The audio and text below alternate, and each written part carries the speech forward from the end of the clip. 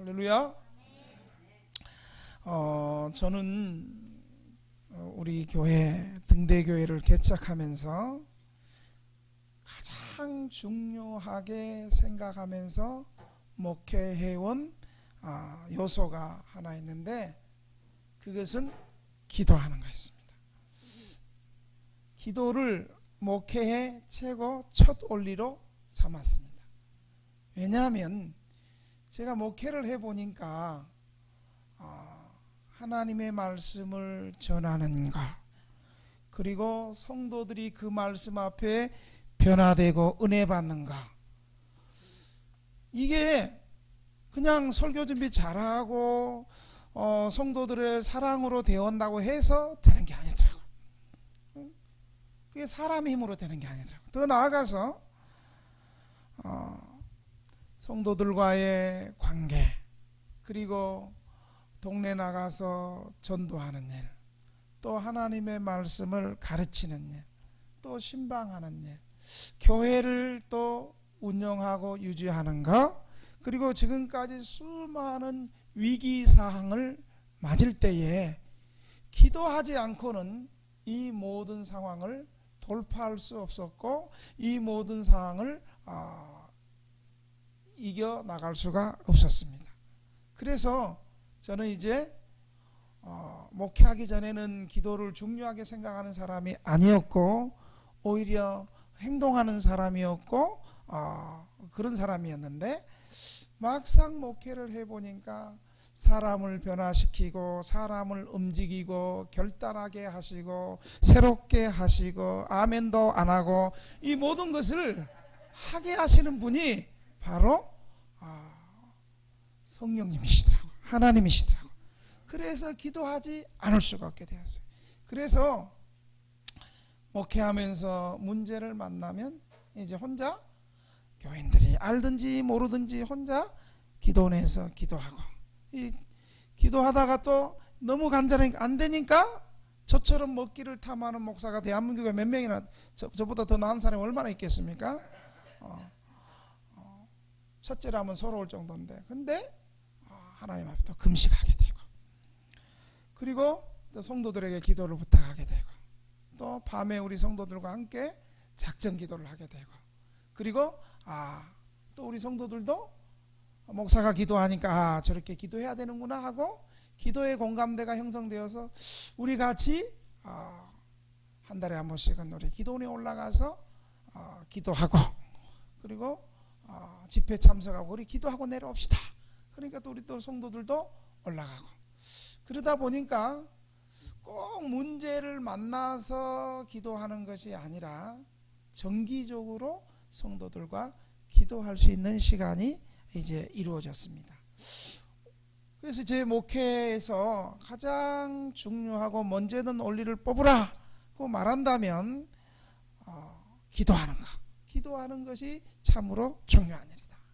오늘 본문에서도 보니까 예수님께서 기도하시는 것을 보고 제자들이 은혜를 받고 감동을 받았어요.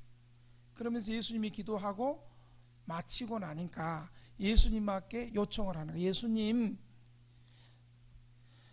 세례 요한의 제자들도 기도하는 법을 가르쳐 줬는데 예수님, 우리에게도 좀 기도하는 법을 좀 가르쳐 주세요.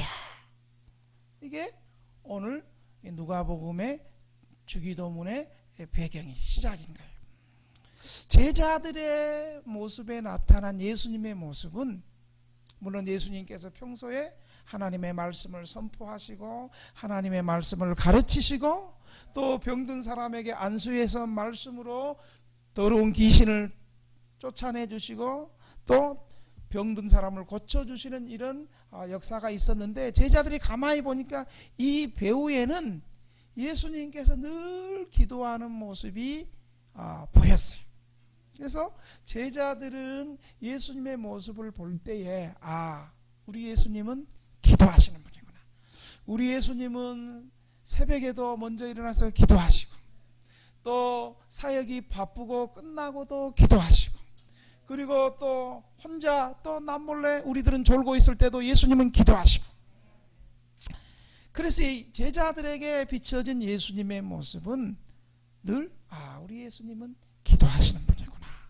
실제로 예수님은 하나님의 아들로 이 땅에서 구원의 역사를 이루실 때 중요한 또 구속의 역사를 이룰 때 늘 먼저 기도하셨어요. 광야에서 기도하시고, 세례 받을 때도 기도하시고, 또 예수님의 12제자를 부르실 때도 밤이 맞도록 기도하시고, 그리고 예수님께서 특별히 변화산에 올라가신 목적도 기도하시고, 그리고 오늘 본문에도 보니까 예수님께서 무슨 일을 하실 때 먼저 기도하는 모습을 봤어요. 그래서 그 모습에 제자들이 예수님이 기도하는 모습에 감동을 받고, 우리도 좀 예수님처럼 좀 기도해야 되겠다. 여러분 주위에서 기도하는 사람이 있어요? 나도 저분처럼 좀 기도 좀 해야 되겠다. 내가 이 쪽방에 살고 어려운 환경에 살지만 나도 저분처럼 좀 기도하고 좀 하나님의 은혜를 구해야 되겠다. 이런 사람들이 있는 사람은 복 있는 사람이에요. 늘 주위에 있는 사람이 술 먹고 게임방 가고 경마장 가고 뭐 싸움하고 이런 사람 말고 정말로 어렵고 힘든 상황에서도 참 하나님 앞에 기도하는 사람, 할렐루야! 이런 사람이 우리 교회뿐만 아니라 우리 주변에도 많이 일어나기를 주의 이름으로 축원합니다. 근데 내가 이제 기도하는 사람이 돼야 돼. 내가 먼저 하나님 앞에 기도하고 내 기도하는 모습을 보고 주변의 사람들이 감동을 받고, 나도 당신처럼 기도해야 되겠다.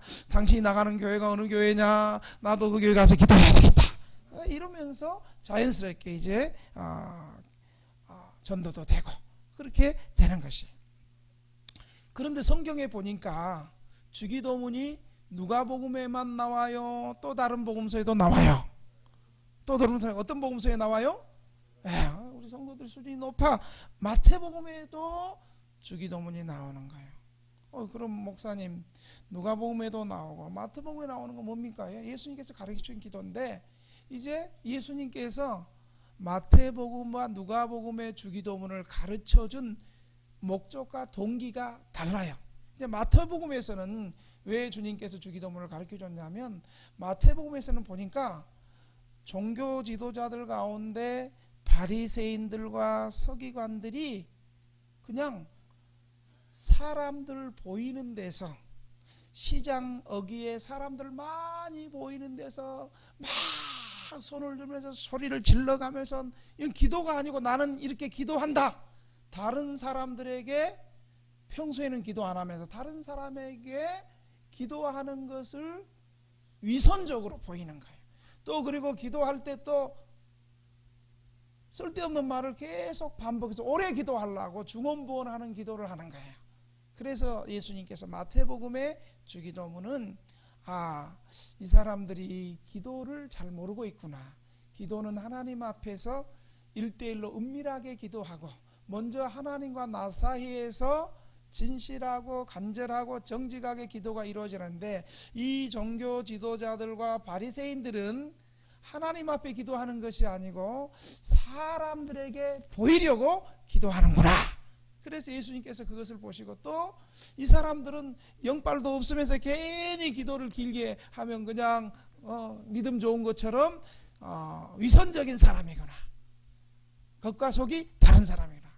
위선적인 사람들, 성경은 외식한다 그랬어요. 외식. 그래서 이런 사람들에게 주의를 주면서 올바른 기도는 이런 것이다. 그러면서 마태복음의 주기도문이 시작이 된 거예요. 그리고 오늘 누가복음은 이제 상황이 좀 달라요. 누가복음은 기도할 줄 모르는 제자들이 예수님의 기도하는 모습을 보면서 우리에게 기도를 가르쳐 주십시오. 그러니까 예수님께서 2절에 너희는 이렇게 기도하라. 제자들이 기도를 가르쳐 달라는 요 응답으로 2절에 그러면 너희는 이렇게 기도하라. 그러면서 오늘 누가복음의 주기도문을 가르쳐 주는 거예요. 여러분, 이 누가복음의 이 기도는 크게 두 가지로 되어 있어요. 여러분, 우리 십계명 돌판도 두 돌판으로 되어 있잖아요. 1계명에서 4계명까지는 사람이 하나님과 나와의 우선적으로 지켜야 될 계명이 1계명에서 4계명이고, 또 하나 돌파는 5계명에서 10계명은 사람과 사람 사이에 지켜야 될 것, 하나님과 나 사이의 수직적인 관계와 사람과 사람과의 수평적인 관계가 이제 10계명이거든요. 10계명 크게 두 개 나눠. 역시 예수님이 가르쳐준 이 누가복음에도 먼저 사람이 하나님께 근본적으로 하나님 앞에 드려야 될 기도와, 그리고 또 우리 사람의 필요에 의해서 기도해야 될 것을 크게 두 가지로 얘기하고 있어요. 그런데 순서는 먼저 기도할 때에 우리의 필요한 것을 구하는 것이 아니라 먼저 하나님 앞에 하나님을 찬양하고 하나님을 높이고 이 모든 세계를 다스리신 하나님의 주권에 대해서 크게 두 가지로 기도하고 있는 거예요. 그것이 첫째,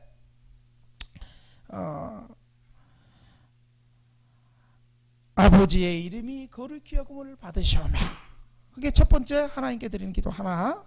그 다음에 나라의 마옵시오, 이 두 가지거든요. 그래서 오늘 먼저 그것을 좀 보도록 하겠습니다. 먼저 2절에 보니까 예수님께서 너희는 이렇게 기도하라. 그 다음에 맨 처음에 어떻게 시작해요? 아버지여. 예수님 아니요, 성경 잘 보세요. 아버지여 이름이 거룩히 여김을, 누구를 먼저 불러요? 아버지를 불러요. 아버지. 그래서 우리가 좋아하는 찬송이 아버지, 이 복음성가도 우리 잘 불러요. 먼저 아버지, 하나님을 뭐라고 부르고 있어요? 예수님이 아버지라고 부르고 있는 거예요.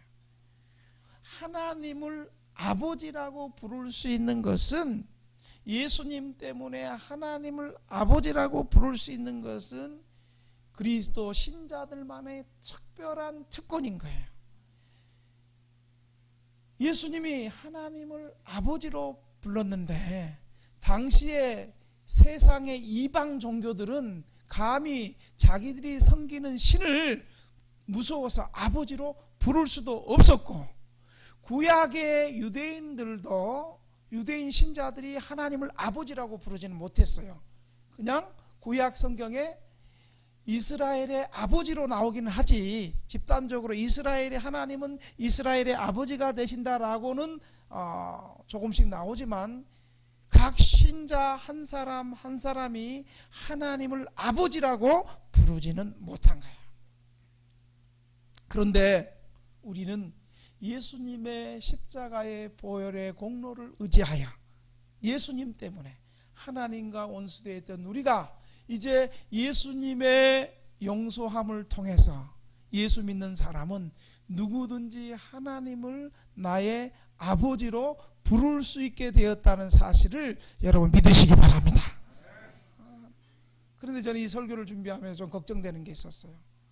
어떤 분이 옛날에 술 먹고 와가지고 이제 맨 앞에는 요걸 좀 하면서 나는 하나님을 아버지라고 부를 수 없습니다. 아니 왜 그러시냐고. 우리 아버지는 살아있을 때 맨날 술만 먹고 와가지고 칼 들고 와가지고 우리 엄마 돈 뺏고 나도 좀 패고, 엄마가 일해놓고 그러면 돈 다 가져가가지고 돈 안 주면 모가지에 칼 내고 그렇게 해가지고 그 돈 뺏어가지고 또 노름하다가 다 털리고 집 나갔다가 또 죽었나 싶으면 그런 아버지는 난 믿을 수 없습니다.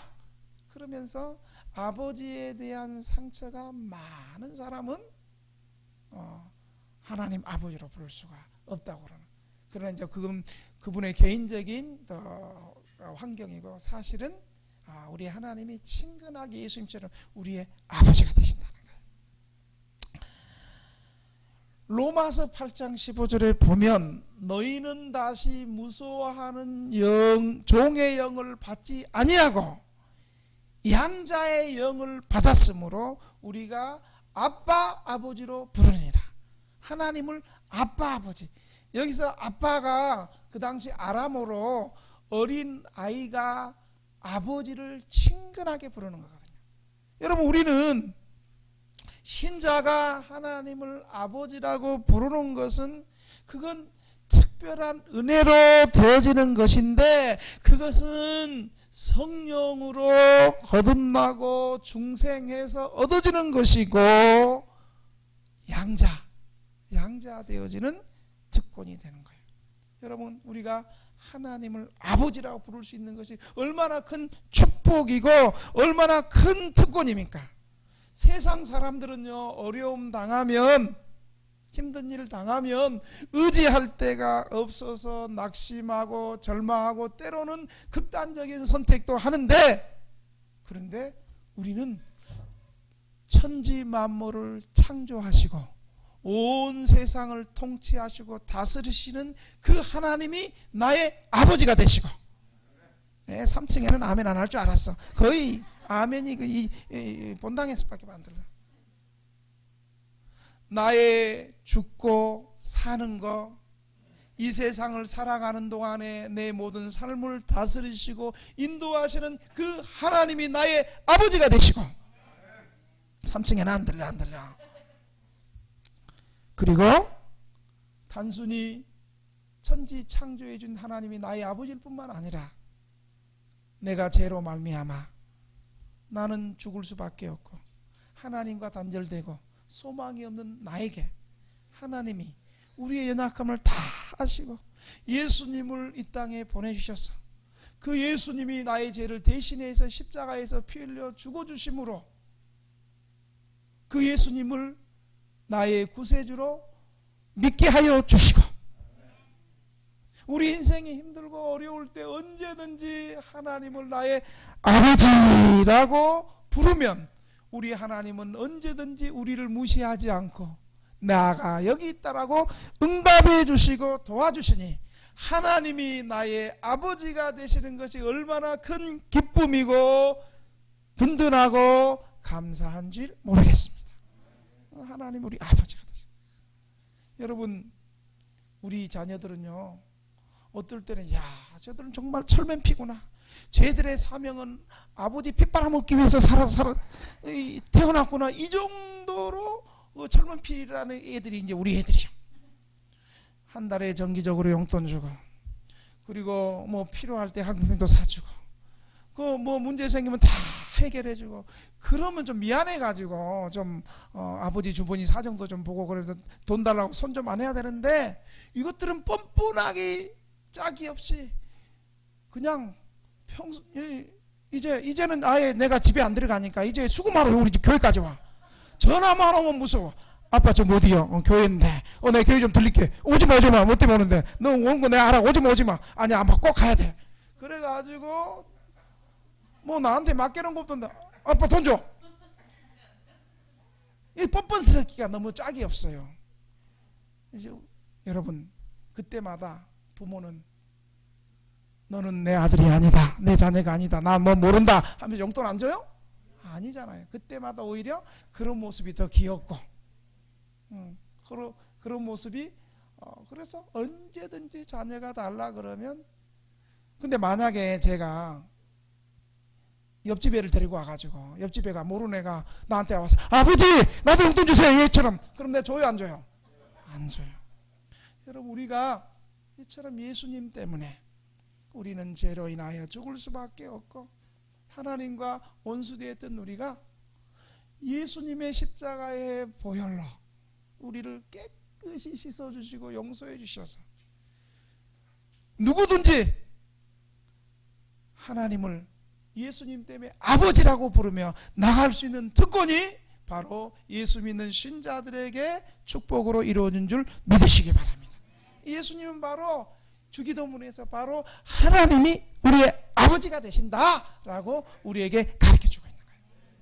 사랑하는 등대교회 성도 여러분, 우리 하나님 아버지를 친아버지처럼 불러요, 아니면 이복 아버지처럼 불러요? 근데 여러분 모습이 보니까 친아버지 아닌 것 같은데 보니까, 친아버지로 믿으면 새벽에도 나와서 기도하고, 친아버지로 믿으면 아무리 코로나 기로나 누르노나가 와도 하나님 앞에 하나님의 권세와 능력을 믿고 하나님 앞에 나와서 하나님을 부려야 되는데, 여러분 참으로 하나님을 나의 친아버지로 믿습니까? 이제는 정말 하나님이 나의 아버지가 되셔서 내 모든 필요와 내가 아버지 부르기 전에 이미 아버지는 준비하고 있어. 전화할 때 나는 알아. 전화할 때 우리 딸이 갑자기 전화하고 우리 아들이 전화할 때 나는 알아. 아, 이놈의 자식이 지금 저 문제 때문에 전화했고 뭐 돈이 필요하고 뭐가 필요하고 뭐 제가 알겠어요 모르겠어요. 다 알지. 부족한 저도 세 자녀를 키우면서 우리 애가 뭐가 필요하고 뭐 다 아는데 하물며 하늘에 계신 하나님께서 우리 인생을 만드시고 온 우주를 만드시고 세상을 창조하신 하나님께서 여러분 우리의 필요를 모르시겠습니까? 우리의 믿음이 부족해서 우리가 하나님을 아버지로 믿지 못해서 나가지 못할 뿐이지. 우리 하나님은 언제든지 우리가 부르면 언제든지 우리를 만나실 준비가 되어 있음을 믿으시기 바랍니다. 두 번째로 보니까 아버지 이름이 거룩히 여김을 받으시고 아버지 이름이 있는 거예요. 아버지 이름이. 여러분 우리 딸도 어쩐지 아세요? 야, 너 이번에 시험 잘 봤냐? 너 되겠어? 할 수 있겠어? 그럼 뭐 우리 막내딸이 뭐는지 알아요? 아빠, 나 김양옥의 딸이야. 그 자식은 뭐 하여간 뭘 써놔도 방명을 써. 난 김양옥의 딸이다. 난 김양옥의 딸이다. 그러면서 좀 힘들고 어려운 일 있고 그 결단해야 될 때 아빠 걱정하지 마. 난 김양옥의 딸이야. 우리 딸이 봤을 때는 아버지가 든든해 보인다는 거예요. 사실 허당인데 우리 가족들에게 볼 때는. 여러분 그 사람의 이름은 그 사람의 존재를 나타나고 그 사람의 어떤 사람이고 무엇을 할 수 있고 그 사람의 능력을 나타나고 그 사람의 전인격이 그 사람의 이름 속에 있는 거예요. 하나님의 이름, 하나님의 이름은 하나님의 모든 존재를 다 말하는 거예요. 그래서요 시편 기자는 시편 9편 10절에 보면 이렇게 말해요. 주의 이름을 아는 자는 주를 의지하오리니. 주님의 이름을 아는 사람, 주님이 얼마나 위대하고 주님이 얼마나 권능이 있고 주님이 얼마나 광활하시고 광대하시고 모르는 것이 없으시고 모든 것을 할 수 있고 전능하시고 모든 것을 다 하시고, 응? 목사는 모르고 주변의 사람들은 가까이 있어도 나를 모르지만 내 아픔과 내 슬픔과 내가 뭐가 필요하고 내 인생에서 뭐가 없는 것이 좋고 뭐가 있어야 되는 것을 다 아시는 하나님, 그 하나님의 이름을 아는 사람은 시편 기자는 주의 이름을 아는 자는 어떻게 한다고? 주님을 의지한다. 할렐루야. 주님을 이름을 아는 사람 주님을 의지한다. 하나님의 이름이 어떻게 나와요? 성경에 여러 가지 많이 나오는데 대표적으로 여호와 하나님. 여호와라는 말은 스스로 존재하시고 나는 나다, 나는 나다라고 이렇게 말할 수 있는 사람이 이 땅에서 누가 있겠어요? 나는 전능자다, 나는 전지한 자다, 나는 구원이다, 나는 구원의 문이다, 나는 너희의 목자가 된다, 나는 너희의 생명의 문이 된다, 나는 너를 보호한다, 나는 너를 책임진다, 내가 너를 안다, 내가 모든 것을 다 예비해 주실 것이다. 이렇게 스스로 말할 수 있는 사람이 누가 있겠어요? 근데 하나님 여호와란 말이 바로 나는 나다. 그리고 영원 전부터 자기 택한 백성을 끝까지 책임지고 보호하고 도우시고 생명 가운데 인도하고 환난 가운데도 책임지고 구별해 주시고 우리 인생들을 불쌍히 여겨주시고 우리와 맺은 언약을 끝까지 다 우리 인간은 파기하고 도망가지만 나는 끝까지 내 이름을 걸고 내 명예를 걸고 나는 끝까지 이루어 주시다. 이분이 여호와예요. 그래서 우리가 믿는 하나님의 이름을 아는 사람은, 이 이름을 아는 사람이 어려운 일 당하고 환난 당하고 어떤 상황 가운데 환경 때문에 사람 때문에 낙심하지 않고 하나님의 이름을 아는 사람은 하나님을 의지하고 더 신뢰하고 믿음으로 나갈 수 있는 거예요. 에레미야는 이스라엘 백성들이, 유다 백성들이 하나님을 버리고 우상 숭배를 하고 하나님을 의지하지 않아서 이제 포로로 넘어갈 것을 에레미야는 알았어요. 그래서 그가 하나님 앞에 예언할 때 유다 백성들에게 많은 어려움을 당했어요. 에레미야가 감옥에 갇혔을 때 끝났구나 이렇게 절망하고 있을 때 하나님께서 에레미야를 찾아와서 에레미야에게 예언하게 하는 거예요. 그때 에레미야가 하나님을 어떻게 부른 줄 아세요? 에레미야 33장 2절 3절에 보면 일을 행하시는 여호와. 여러분, 여호와 우리 하나님이 일을 행하시는 여호와. 그러니까요, 모든 일의 시작과 끝이 누구에게 있어요? 하나님께 있어요. 아무리 쉬운 일도 하나님이 도우시지 않으면 그 일 안 돼요. 그리고 아무리 안 될 것 같은 어려운 일도 하나님이 도우시면 쉽게 돼요. 그래서 일을 행하시는 여호와, 그것을 만들며 성취하시는 여호와, 그의 이름을 여호와라고 하는 이가 이와 같이 이르시도다. 너는 내게 부르시리라. 내가 내게 응답하겠고 내가 알지 못하는 크고 은밀한 일을 내게 보이리라. 여러분, 하나님의 이름을 이렇게 아는 사람은 하나님의 권능과 하나님의 전인격과 하나님의 마음과 하나님의 생각을 아는 사람은 어떤 상황에서도 하나님 의지하고 기쁨으로 하나님을 끝까지 의지하게 되는 것입니다. 이렇게 하나님의 이름을 아는 사람은 아버지 하나님의 이름이 거룩히 여김을 받으시옵소서 이렇게 기도할 수 있는 거예요. 이 험한 세상 속에서 하나님의 이름이 신적인 능력과 권능과 특성이 나타나기를 기도하는 거예요. 그러니까 이런 사람 낙심하지 않아요. 이런 사람은 아무리 코로나라 그래도 하나님 앞에 나와서 예배하고 하나님을 의지하고, 이 하나님의 이름을 아는 사람은 하나님의 이름을 의지하며 기도함으로 세상의 여러 가지 많은 사건들 가운데서도 하나님의 뜻이 승리할 것을 믿고, 교회가 승리할 것을 믿고, 성도가 승리할 것을 믿고 그렇게 기도할 수 있는 거예요. 두 번째로 나라가 임합시고, 이제 하나님께 드리는 기도 가운데 나라가 임합시고, 하나님 나라는 크게 두 가지로 얘기할 수 있어요. 현재 지금 이 땅에서 이루어지는 하나님의 나라와 이제 미래적으로 우리가 궁극적으로 들어갈 저 미래적인 저 천국을 말하고 있는 거예요. 현재적으로 이루어지는 하나님 나라는 예수 그리스도를 나의 구세주로 믿고 예수님을 나의 주인으로 하나님으로 구원자로 영접하고 믿는 순간에 하나님 나라가 현재 일어나는 거예요. 다시 말하면 이 땅에서 하나님 나라는 예수님을 나의 구주로 믿고 예수님의 통치와 예수님이 다스리심이 이루어지는 것이 바로 하나님 나라예요. 주 예수와 동행하니 그 어디나 하늘나라 높은 산이 거친 들이, 그 다음에 뭐요?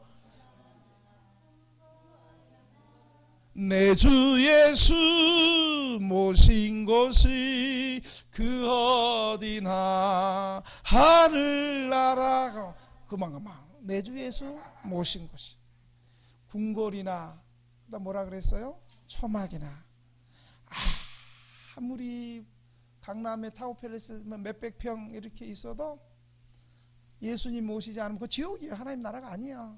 그러나 우리처럼 쪽방에 살고 심지어 노숙한다 할지라도, 가난하게 산다 할지라도, 임대 아파트 산다 할지라도, 빚지고 산다 할지라도 그곳에 예수 그리스도를 모시면 예수님께서 그 사람의 인생을 다스리시고 통치해 주시고 인도해 주시고 이게 하나님 나라가 되는 거예요. 할렐루야. 그러니까 우리는 예수님 모시고 있는 사람은 어떤 상황, 어떤 환경이 예수님이 나를 인도하시고 예수님 나를 도우시고 예수님 역사하시고, 이게 이제 하나님 나라.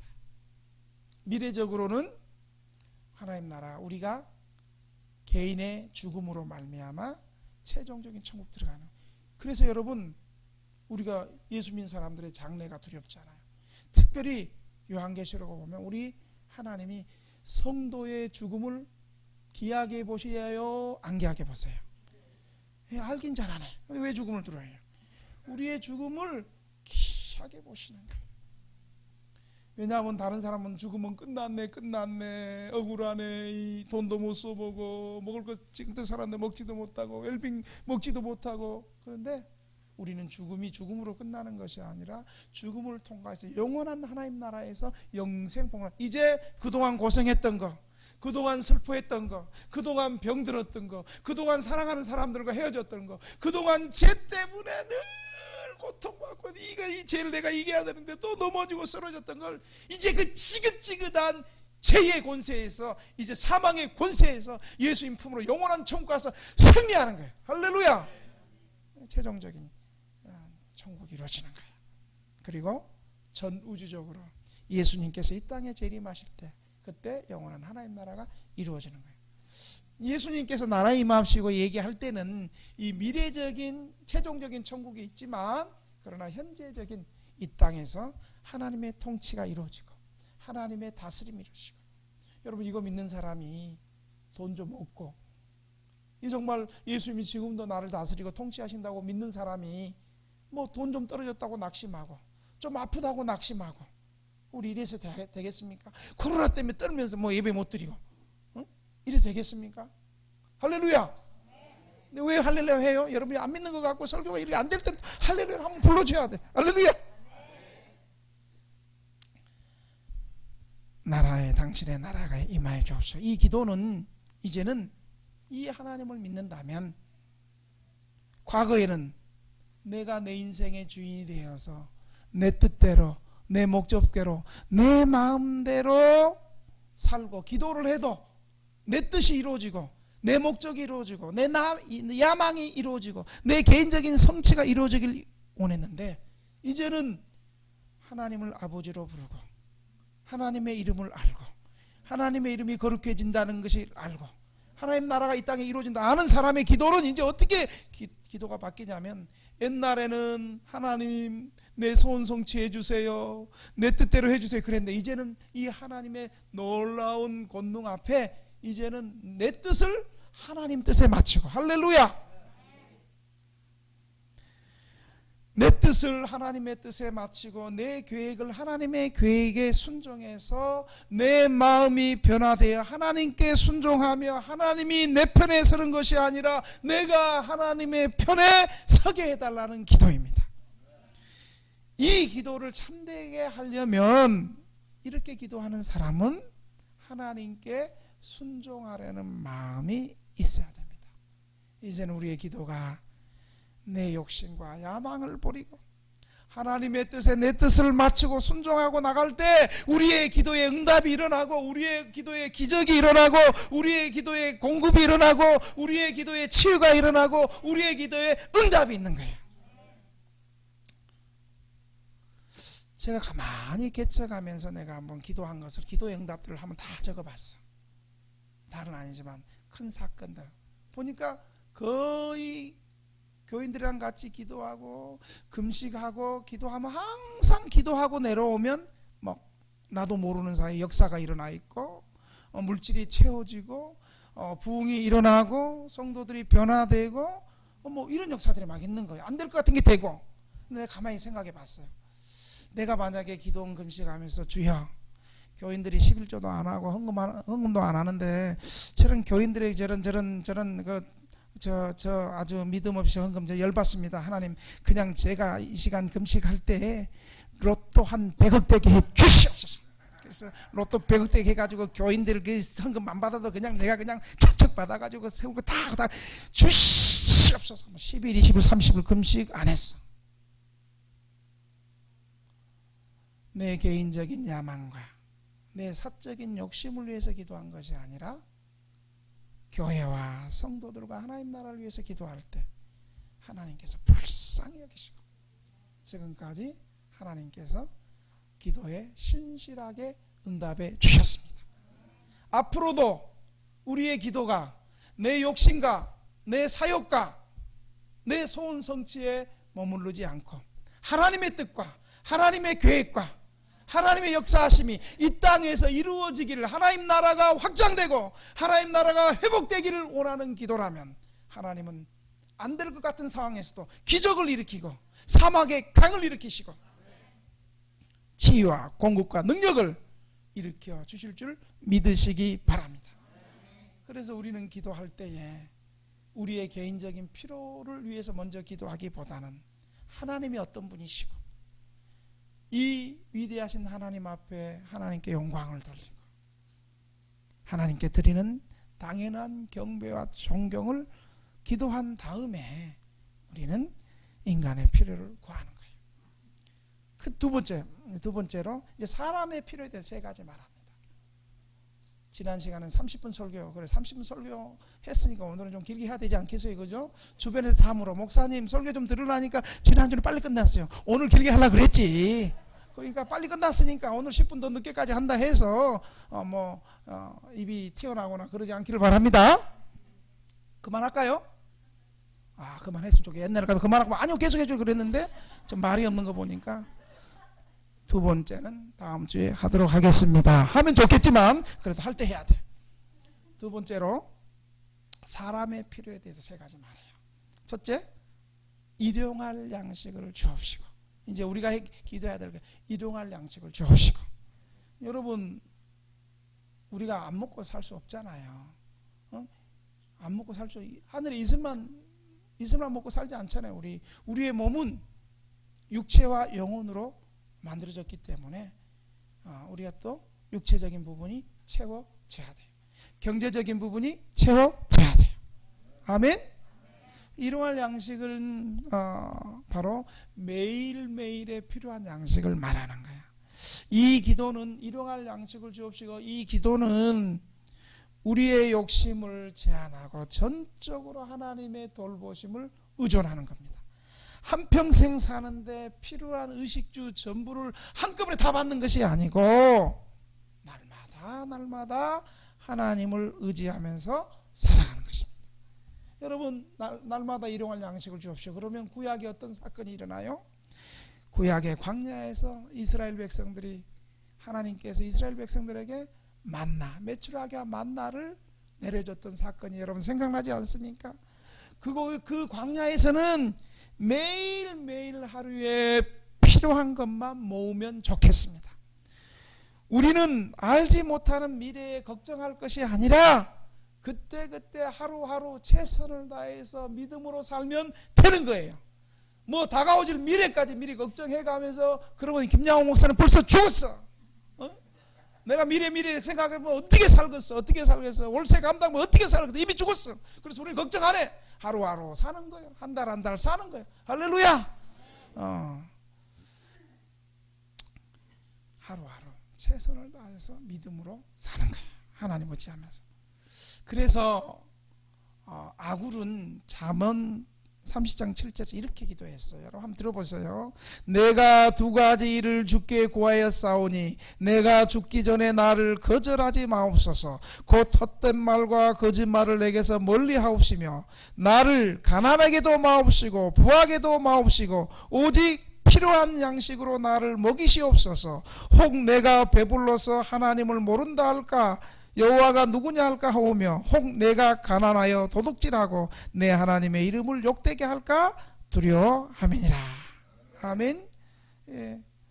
너무 없으면 하나님을 욕되게 할까 두렵고, 너무 배부르고 많으면 하나님 모른다 할까 그렇고. 그래서 아굴은 하나님 부하게도 마시고 가난하게도 마시고 필요한 것으로 채워 주옵소서. 우리 쉼터에 이렇게 우리 교회에 있으면 이제 우리 쪽방 주민들도 목사님 쌀 떨어졌습니다. 쌀 달라기도 하고, 또 평소에 우리가 무료 급식을 하기도 하고, 또 어떨 때는 개척교회 목사님들 또 쌀도 이렇게 나눠주기도 하고. 그러다 어느 날 제가 우리 교회에서 생활하신 분에게 개척교회 목사님이 오셔서 저 개척교회 목사님의 쌀 좀 한 10개 좀 담으라고 그랬더니, 담으면서 목사님 쌀 저장했던 바닥에 보이는데요, 걱정하지 말라고. 우리가 이게 없어져야지 하나님이 또 채워주니까 걱정하지 말라고. 미리 떨어질 거 걱정하지 말고 그냥 드리라고. 그렇게 하는데 딱 드리고 나니까 하루 있다가 갑자기 우리 알지 못하는 곳에서 쌀이 또 많이 왔어요. 그러니까 그 성도님, 아이고 목사님 말씀이 맞네요. 하나님의 까마귀는 지금도 살아계시네요.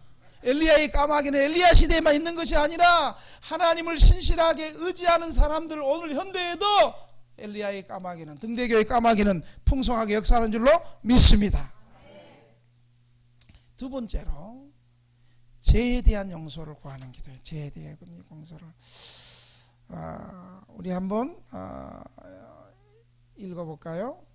4절 한번 읽어봅시다. 시작. 우리가 우리에게 죄 지은 모든 사람을 용서하오니 우리 죄도 사하여 주시옵고. 여기까지 죄에 대하여 용서를 구하는 기도인데, 하나님께 죄에 대한 용서를 구하는 기도가 기도 속에 늘 포함이 돼 있어야 돼요. 이것 주시고 저것 주시고 이것만 해서는 안 되고, 우리의 죄 용서를 해달라고 우리의 기도에는 항상 들어있어야 돼요. 우린 죄인이잖아요. 늘 범죄하며 살잖아요. 본성이 악하잖아요. 생각이 악하잖아요. 하나님보다 죄를 더 사랑하잖아요. 또 아닌 것처럼 표정 관리하고 그래요. 사실 목사도 그런데. 그런데 오늘 이 죄에 대한 기도는, 용서에 대한 기도는, 죄에 대한 용서를 구하는 기도는 선행 조건을 가지고 있어요. 그 선행 조건이 뭐냐면, 매일매일의 삶 속에서 우리에게 죄를 범한 사람을 기꺼이 용서하는 삶이 있어야 돼요. 여러분, 이 기도가 쉬워요, 어려워요? 그러니까 마태복음에 나오는 주기도문보다 이 죄에 대한 용서를 구하는 이 누가복음의 기도는 더 큰 메시지, 더 강력한 도전과 메시지를 요구하고 있어요. 여러분, 4절이 뭐라고 얘기해요? 우리가 우리에게 죄 지은 모든 사람을 용서하오니 우리 죄도 사하여 주시옵고. 내 죄 용서받으려면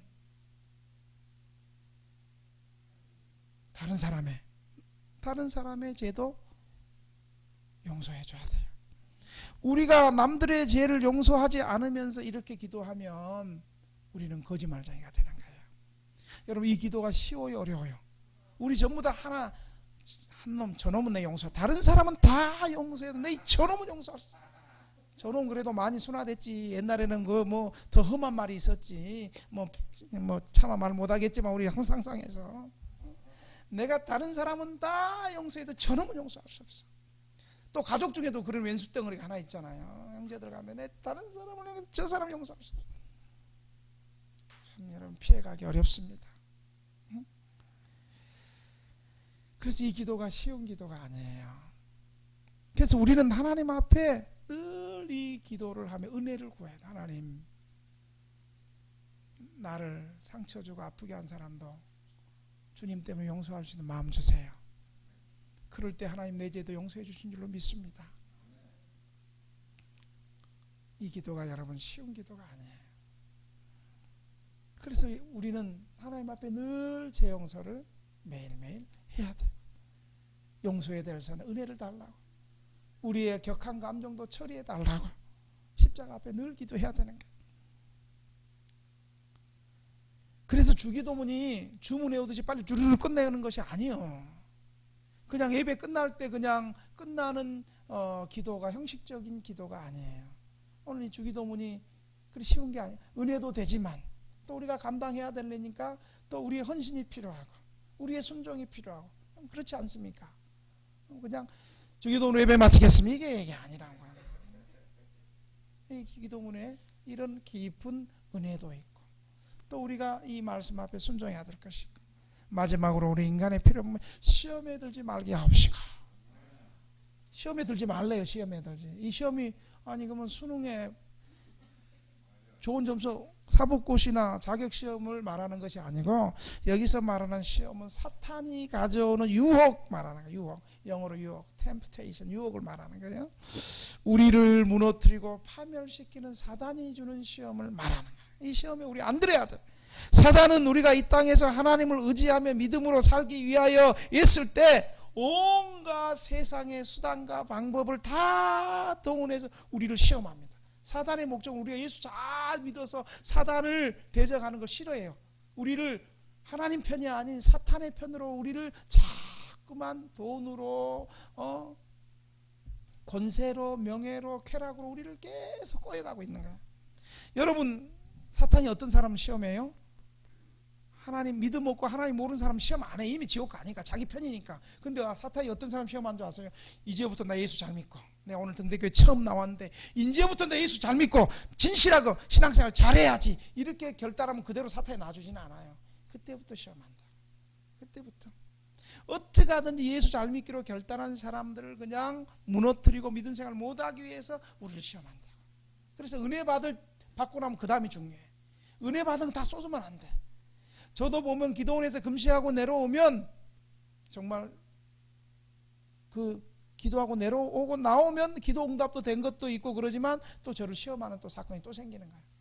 그때 내가 느끼는 게 있어. 하나님이 이 싸움에서 이기기 위해서 나를 금식시켰구나. 하나님이 이 시험에서 이기기 위해서 하나님께서 나를 기도시켰구나. 여러분, 우리가 예수 잘 믿으려고 할 때 원수 마귀가 우리를 그대로 왜냐하면 예수 믿음 없고 불신자는 이미 마귀 편이고 이미 지옥 갈 것이고, 그러니까 안 건드려. 그러나 믿음으로 살고, 누구도 예수님도 건드렸잖아요. 예수님도 사단이 그렇게 쉬운 게 아니야. 예수님 금식하는데도 사탄이 나타났는데, 우는 사자처럼 믿는 자도 유혹하고 넘어뜨리려고 애쓰는 세상이잖아요. 예수님께서 시험에 들지 말게 하옵시고, 이 기도를 가르칠 때 예수님 당시와 초대 교회 성도들은 신앙을 지키기 위해서 직장도 잃고 가족들과 또 헤어지기도 하고 가족과 원수되기도 하고, 더 나아가서는 이 신앙을 지키기 위해서 순교를 당하기까지 했어. 순교당하기까지. 이럴 때 초대교회가 시험에 들지 말게 하옵소서, 이 기도를 통해서 세상의 정치 지도자들과 종교 지도자들로부터 박해와 시련을 당하지 않도록 하는 기도였습니다. 여러분, 요즘 같은 코로나 시대 속에 신앙을 지키기 위해서 우리 이 길이는 기도해야 돼요. 여러분, 코로나 때 예배 드리지 않는 것을 너무 당연하게 생각하고 단순히 이웃사랑이라는 명분 때문에 사회적 현상으로 비대면 예배 드리는 걸 당연하게 생각해서는 안 되는 거예요. 여러분 아세요? 그동안에 비대면 예배 드렸던 교회들이 다 통곡하고 있고 다 후회하고 있고, 그래서 이제 예배 나오라 해도 이제 2년 동안 비대면 예배만 계속 드렸던 교회들은 주여 여기가 좋사오니 초막셋을 짓고 비대면 예배를 계속 드리겠나이다, 이렇게 되는 거예요. 불신자 남편이 야야야 비대면 예배 좋네, 주일날 뭐 이렇게 너 그냥 여기서 밥하면서 그냥 여기서 비대면 예배 하면 되잖아, 왜 주일날 교회 가? 이런 현상이 나오는 거예요.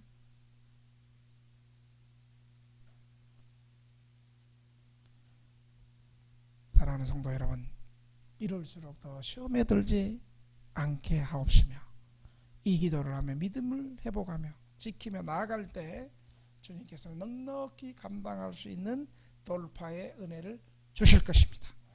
이제 이 주기도문을 통해서 하나님이 어떤 분이고 하나님의 이름의 권세가 어떤 분이고